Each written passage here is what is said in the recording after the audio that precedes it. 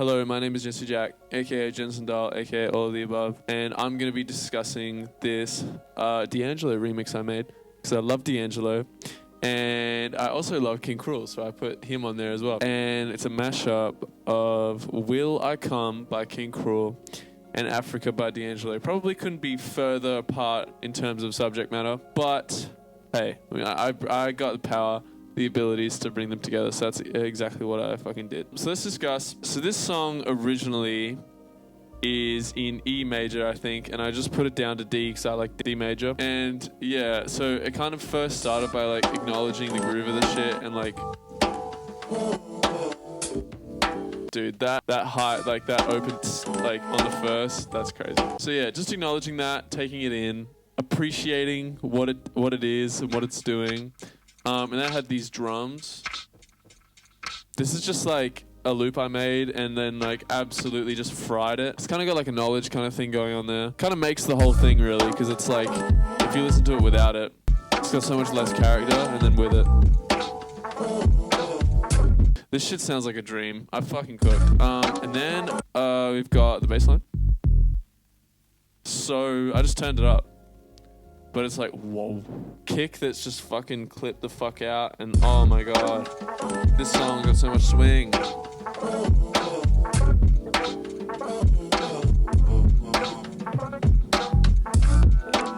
just sounds like a dream, dude.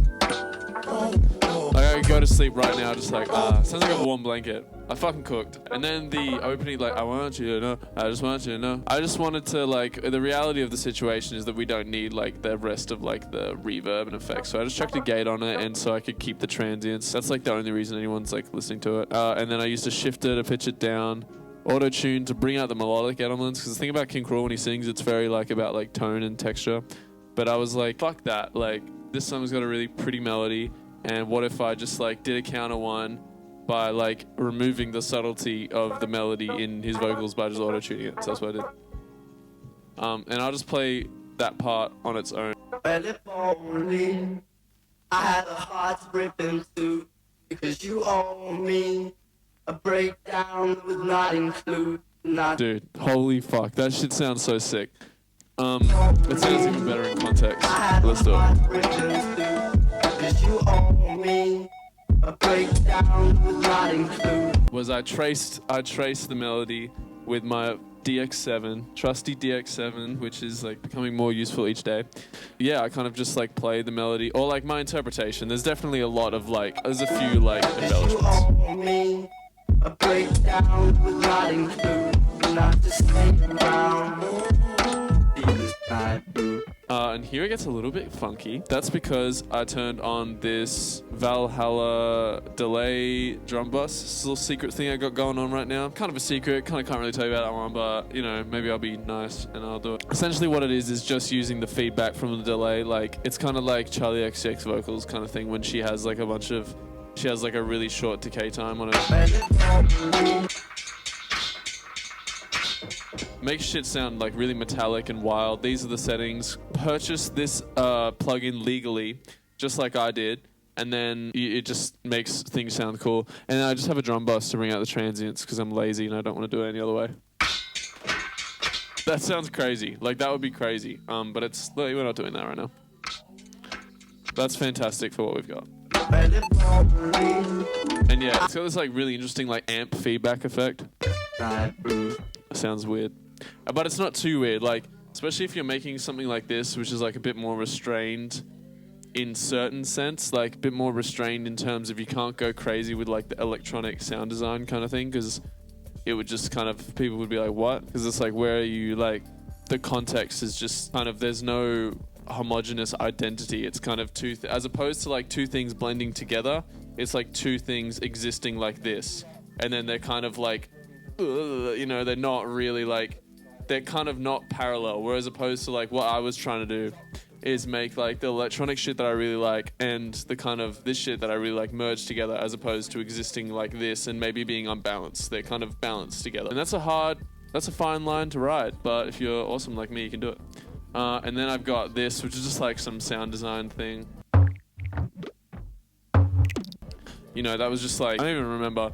I think it was just some things. Like what I do is I like make something in Operator and then just apply like a million effects and over a long period, and then you get these things called mud pies, which electronic producers use to like. If there's something in a song that doesn't sound like it was made by an actual person, that's probably what it was. Like it's literally just, it's like you can hear this thing that sounds like it's like an animal or something, like an animal making a noise, or like the song is a living organism. Most of the time what that is someone just like doing passes of a fucking like sound that they made and just applying different effects to it, and then you just get this like really organic sounding shit, but it's actually like experimental and weird. Like that's how you get it. It's like you play around in a toy box and you get something that's like, you know, it's kind of like science. Like you do a bunch of experiments and you're fucking around with random shit, and then you find something that's like really potent, which is so weird because it kind of comes back to like when you're a kid and you're like, oh, I don't know, like let's just put two Legos together, but it's like on an adult scale. It's a really interesting thing. And I think that's like part of why so many people like making music, because it's like, so yeah, that's what it feels. On the master channel, I've got fucking Abbey Road vinyl. It just to add like the general ambience, and then I pushed it a little bit with the Kramer tape. Eddie Kramer, shout out to him. I've just got like moments where shit. Night blue, you don't stay around, baby, and blue. It's so funny how the phrases of what he's saying kind of, I don't know, it sounds like a sax line or something. It's like, it doesn't sound like it's vocals. It's being used as like an instrument here, and then our auto-tune's kind of furthering that by removing the subtleties that like, or the nuances that are like synonymous with a human voice. You know, it's really interesting.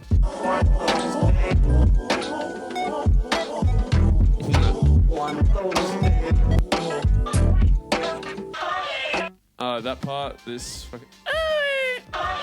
That's just sampled from the vocal track. That's just what it pulled, but that's from The Wicker Man, the final scene of The Wicker Man, which I've actually not seen. But, man, I'm at like, dude, the whole movie and then that shit happens, fucking, that's crazy. And then like here, I've just got some general percussion. There's like a synth that kind of is backing the harmonic progression. It's honestly probably just like a preset. Yeah, Olympic Brass. And it's like, I don't know, it's kind of unapologetic with how like synthy it sounds, which kind of makes it cool. Like then, fuck, lame. Take that shit out. In context though.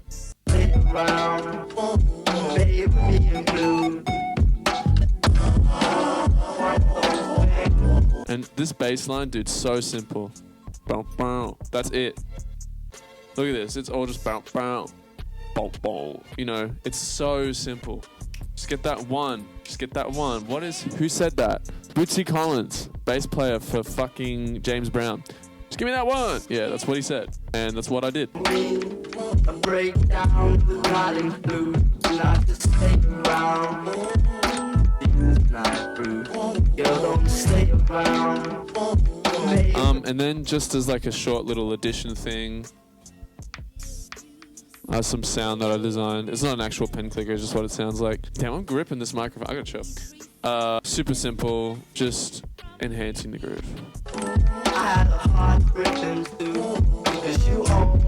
And yeah, it's just repeated.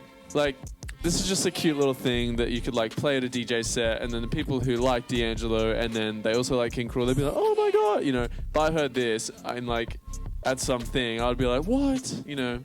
And that's kind of the music I feel like is important for people to make, is like music that would excite you. Because then it will excite other people. Like whatever's most personal is most universal. So it's like, you know, hopefully, you know, if I play this somewhere, people will be like, oh my god, like I would have never thought. Yeah, you wouldn't have, because it's me. Thank you so much for watching. I am in the shit in terms of making this album. It's definitely becoming pretty frustrated. I'm like in a frustrating period. It's like sometimes it like, you know, it's just flowing creativity and everything's going really well, and then you have to go back and edit stuff and you kind of realize, fuck, like there's a lot wrong with this. And I'm kind of in that stage right now. So it's a few songs that have been like very much frustrating me, but it's all a part of the process. Performing live, the material, like if I can bring it to what I think it's going to be, which might not be able to happen on the first run through, but I know that my ideas and things I could achieve at live performance would be kind of like enthralling for an audience to watch, even if it's like 4 people. Like, you can make it so that they go home and they're like, holy shit, like that was crazy.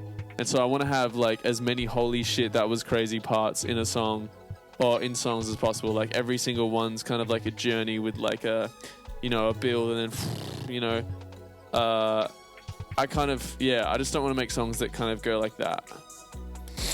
I'd much rather make them so they go like, whoa, you know, even if it's like subtly, like you subtly on my Instagram, wherever, here, follow me on Instagram and contact me, and I will make good stuff for you. And yeah, that's it. Thank you.